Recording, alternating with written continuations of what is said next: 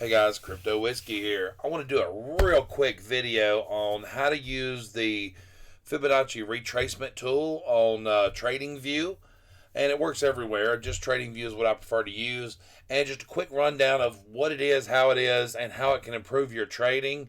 It's not hard to do. It's super simple. You don't really have to dive into how it was designed and stuff. But what we have here is I'm going to pull it up right here and let you take a look at the actual numbers. What we have for Fibonacci is just a tool for identifying potential reversal points in price. You have the 23.6% retrace. Now, the 23.6 is really good for the fact that if we've been in a long-term uptrend or a long-term downtrend, to confirm that that was the bottom or the top, it will need to retrace 23.6% of the way in the opposite direction to get your actual confirmation that that was a top or that was a bottom. That's a shallow retrace. That's not somewhere that I look for any major reversal points to trade off of, but what it helps me identify is, okay, we're changing the macro structure of a long-term trend. Moderate retraces 38.2, or you got the 50%, which is not a Fibonacci number, which down here, Dow's theory states that after an impulse, we must commonly retrace half our value. So if you're on the weekly time frame, after we've had a huge run up, more than likely it's going to retrace half its value, is what his theory says. That's very good to know because it plays out so much. What I want to look for is a pretty common retrace for me to want to take a long or a short enter position is the 618, 61.8, but I call it the 618. That's kind of where I start looking, and I would expect to get some kind of reaction at that line.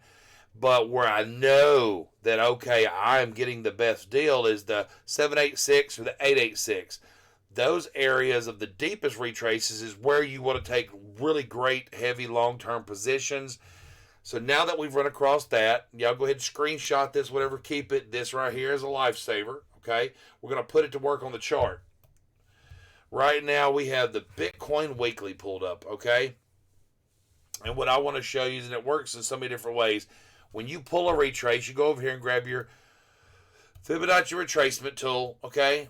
And you want to pull a swing low to a swing high. Now that changes on every time frame. Right now we're on the weekly. So you want to you turn on your magnet, helps a lot, but you can catch this swing low here. And then you always pull left or right. Pull it all the way up to your high. That was during our uptrend. We're in an uptrend.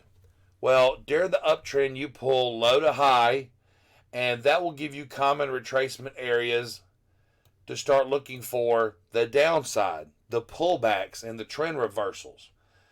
All right, so we've hit this high. We know that it's the high because it retraced 26% of the way. Right here, 23.6% of the way, which is not a lot, but it did, and that confirmed it. Once we confirmed it, what did Bitcoin do? It ran back up and tested it as resistance. There was our second confirmation that we are starting a downtrend. We want to be out of positions and be looking to play it to the downside, okay? So now that we've got this pulled, now we have targets. We have our 50%, which I have marked here, which is not a Fibonacci, but it's Dow's theory. And what did we do? Went straight down to it, and this was a huge amount of trading. So Dow's theory, it plays out. It works a lot. You have all this range bouncing off the 50% retrace. Now you have a lot of people going nuts, going, "Yay, we're going to bounce again. We only fell 50%." No, that's not true. This is all mathematics. So right here, once we kept confirming it as support, once we broke through it, the 200-day moving average, which is something else we can talk about in a different video, that it confirmed it as resistance.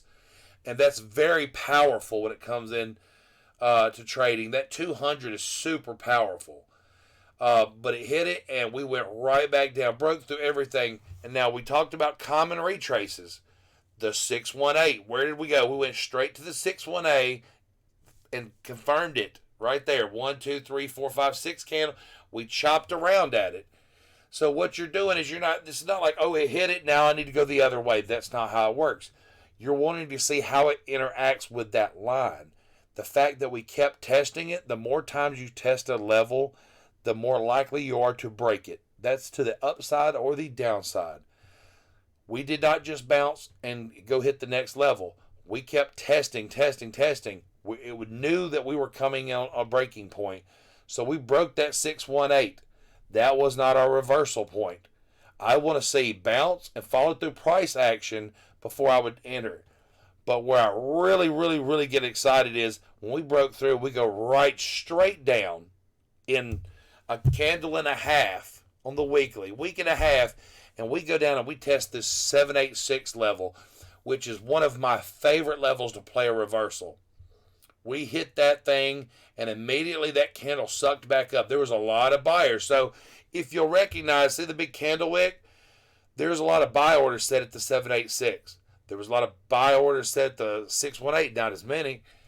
But that's what I want to play for maybe a short-term bounce back up to the 618, and it did. It only touched it once.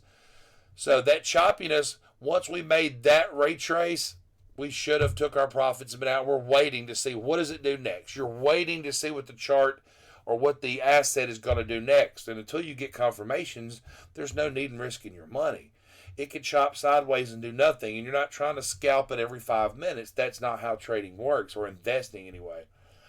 So we waited, and then we finally got that big candle down and broke below the 786. Now, in theory, most of the time, if you break a level, the likelihoods also become that you're going to run to the next level, which would have been the 886. The 886 is my ultimate goal, ultimate target. That's where I want to go balls to the wall on a trend reversing, okay? We didn't. We dipped below it. We got back above it, and we're holding it as support now, the 786, and we've broke the 200. That's a lot of positivity. So now we kind of have confirmation that we broke some very important key factors, the likelihoods of this taking more upside to the 618, which if you watched any of my videos, 28 to 30,000, 28 to 29.5 actually, is where we think the halving will occur. It's heading that direction. So it's real simple. You pull it from swing low, macro low, to a macro high. And this is the weekly, so I use this chart.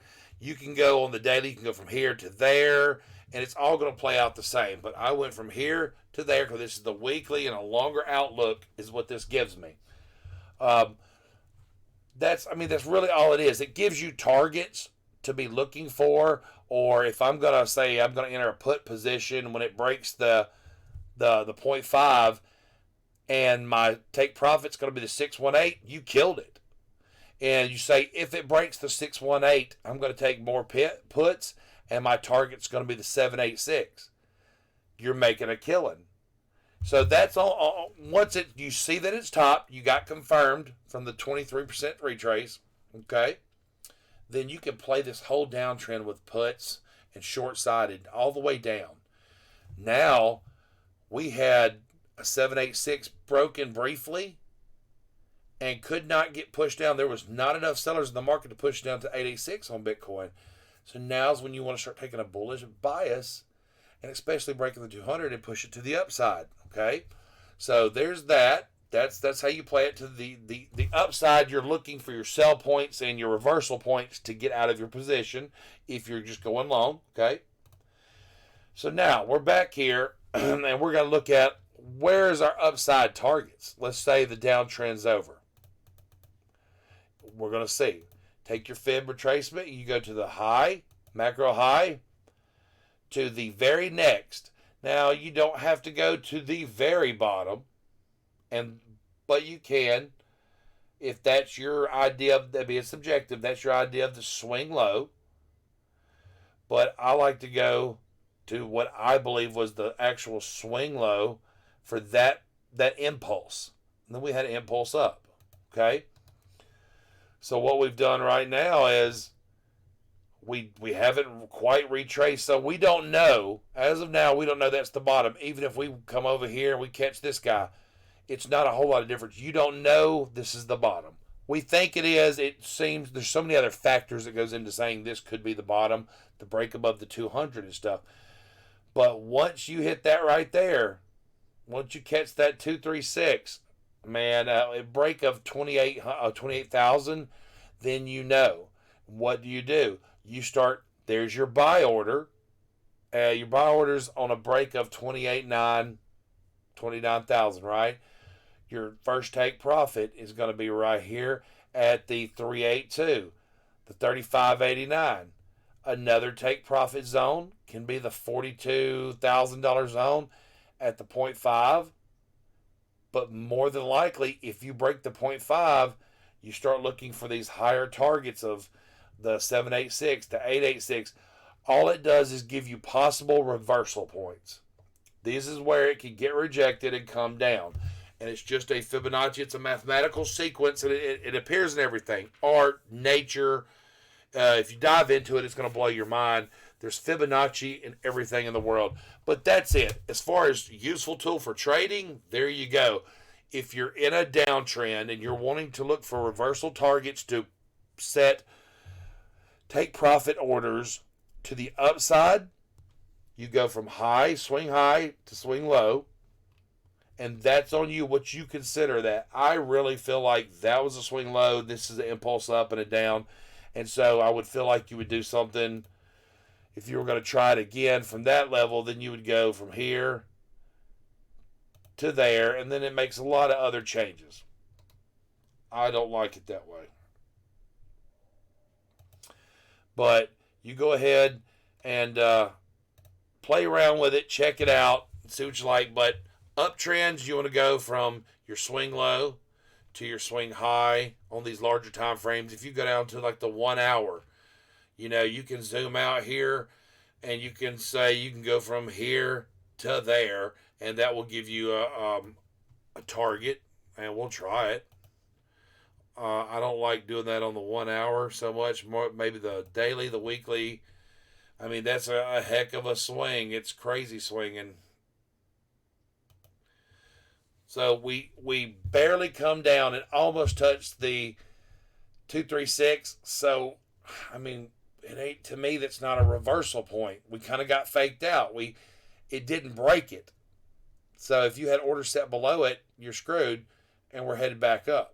Now, if we broke that, I would want to see us come back down to the 382, the 0.5 fib retracement, which Dow's theory, I mean, that's why it's there. Look, what did we have? Makes sense. You have a cluster right there at the 50% retrace. The 618, it falls perfectly at a cluster where we've used it as resistance before. And it just go on and on and on. It makes sense. It makes sense mathematically. So you can pull it that way on shorter time frames and look for it to play it if that's your motto. That's what you do. But that's it. Low to high on uptrends and downtrends, high to low. Just gives you targets. Nothing real special about it, but it is a great tool. Hope that helps. Hope we didn't drag on too long with some rambling. If you got any questions, leave it in the comments, and I'll get back to you. Thanks.